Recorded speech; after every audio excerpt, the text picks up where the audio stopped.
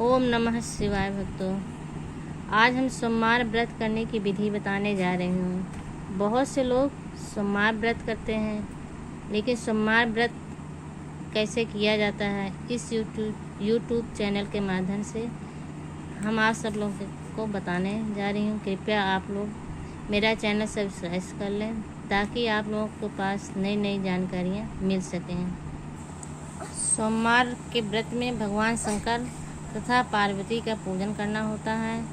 बहुत से लोग व्रत में फलाहार या भोजन भी करते हैं। भोजन रात में केवल एक ही समय किया जाता है और फलाहार में नमक का सेवन नहीं किया जाता है। शिव पूजन के पश्चात कथा सुनी जाती है और दिन भर ओम नमः शिवाय का जप किया जाता है। ओम नमः शिवाय भक्तों। सोमवार व्रत कथा इस प्रकार है। एक नगर में एक बहुत धनवान साहूकार रहता था, जिसके घर में धन की कमी नहीं थी, परंतु उसको एक बहुत बड़ा दुख था कि उसके कोई पुत्र नहीं था। वो इसी चिंता में दिन रात दुखी रहता था। वो पुत्र की कामना के लिए प्रत्येक सोमवार को शिव जी का व्रत और पूजन किया करता था तथा सायंकाल को शिव जी के मंदिर में जाकर शिव जी के सामने दीपक जलाया करता था। उसके इस भक्ति भाव को देखकर एक समय श्री पार्वती जी ने शिव जी महाराज से कहा कि महाराज, ये है साहूकार आपका अनन्य भक्त है और सदैव आपका व्रत और पूजन बड़ी श्रद्धा से करता है। इसकी मनोकामना पूर्ण करनी चाहिए। शिव जी ने कहा, हे पार्वती, ये संसार कर्म क्षेत्र है। किसान खेत में जैसा बीज बोता है वैसा ही फल काटता है। उसी प्रकार इस संसार में जैसा कर्म करते हैं वैसा ही फल भोगते हैं। पार्वती जी के अत्यंत आग्रह से कहा, महाराज, ये जब आपका अनन्य भक्त है और इसको यदि किसी प्रकार का दुख है तो उसको अवश्य दूर करना चाहिए, क्योंकि आप सदैव अपने भक्तों पर दयालु रहते हैं और उनके दुखों को दूर करते हैं। यदि आप ऐसा नहीं करेंगे तो मनुष्य आपकी सेवा तथा व्रत क्यों करेंगे। पार्वती जी का ऐसा आग्रह देखकर शिव जी महाराज कहने लगे, हे पार्वती, इसके कोई पुत्र नहीं है, इसी चिंता में अति दुखी रहता है।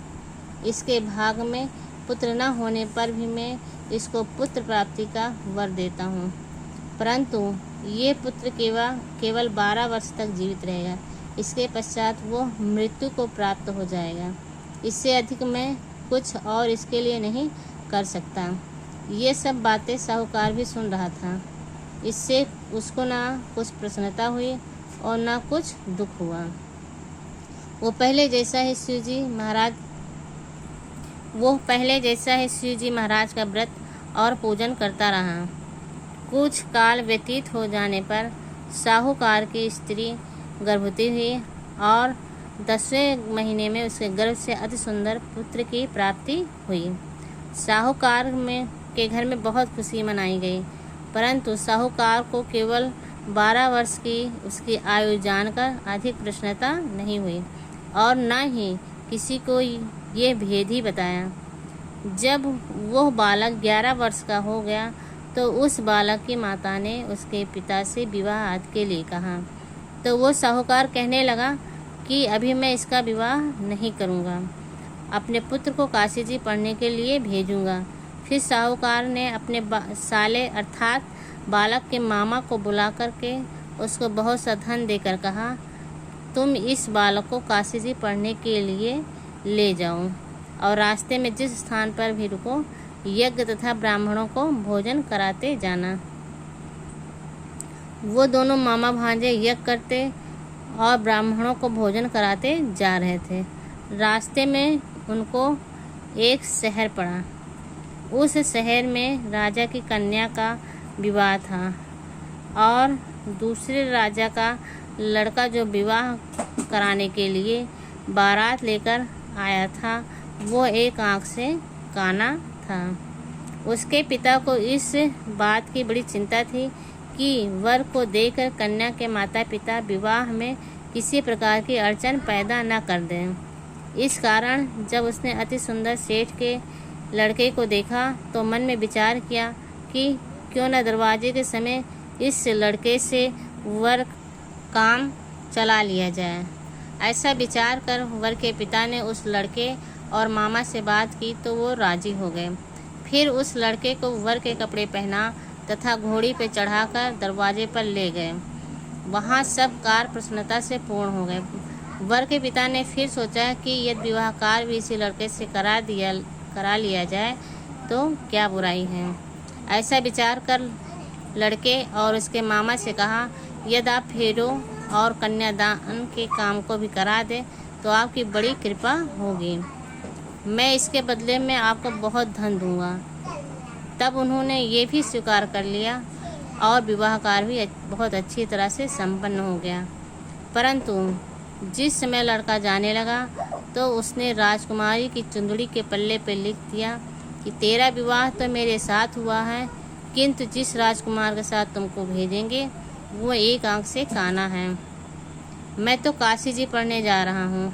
लड़के के जाने के पश्चात उस राजकुमारी ने जब अपनी चुंदड़ी पर ऐसा लिखा हुआ पाया तो उसने राजकुमार के साथ जाने से मना कर दिया और कहा कि यह मेरा पति नहीं है, मेरा विवाह इसके साथ नहीं हुआ है, वो तो काशी जी पढ़ने गया है। इस प्रकार राजकुमारी के माता पिता ने अपनी कन्या को विदा नहीं किया और बारात वापस चली गई। उधर सेठ का लड़का और उसका मामा काशी जी पहुंच गए। वहां जाकर मामा ने यज्ञ कराना और लड़के ने पढ़ना शुरू कर दिया। जब लड़के की आयु 12 साल की हो गई उस दिन वहां पे यज्ञ रचा हुआ था। लड़के ने अपने मामा से कहा, मामा जी आज मेरी तबीयत कुछ ठीक नहीं है। मामा ने कहा, अंदर जाकर सो जाओ। लड़का अंदर जाकर सो गया और थोड़ी देर में उसके प्राण निकल गए। जब उसके मामा ने आकर देखा कि वो तो मुर्दा पड़ा है तो उसको बड़ा दुख हुआ और उसने सोचा कि अगर मैं अभी रोना पीटना मचा दूंगा तो यज्ञ का कार्य अधूरा रह जाएगा। अतः उसने जल्दी से यज्ञ का कार्य समाप्त करा दिया और ब्राह्मणों के जाने के बाद रोना पीटना आरंभ कर दिया। संयोग बस उसी समय शिव और पार्वती उधर से जा रहे थे। जब उन्होंने जोर जोर से रोने की आवाज़ सुनी तो पार्वती कहने लगी, महाराज कोई दुखिया रो रहा है, इसके कष्ट को दूर कीजिए। जब शिव और पार्वती ने पास जाकर देखा तो वहाँ एक लड़का मुर्दा पड़ा था। पार्वती जी कहने लगी, महाराज ये तो उसी सेठ का लड़का है जो आपके वरदान से हुआ था। शिव जी कहने लगे, हे पार्वती ये इसकी आयु इतनी ही थी, ये भोग चुका है। तब पार्वती जी ने कहा, हे महाराज इस बालक को और आयु दो, नहीं तो इसके माता पिता तड़प तड़प कर मर जाएंगे। पार्वती जी के बार बार आग्रह करने पर शिव जी ने उसको जीने का वरदान दे दिया। शिव जी महाराज की कृपा से लड़का जीवित हो गया। तो शिव जी और पार्वती कैलाश पर्वत को चले गए। अब लड़का और मामा उसी प्रकार यज्ञ करते तथा ब्राह्मणों को भोजन कराते अपने घर की ओर चल पड़े।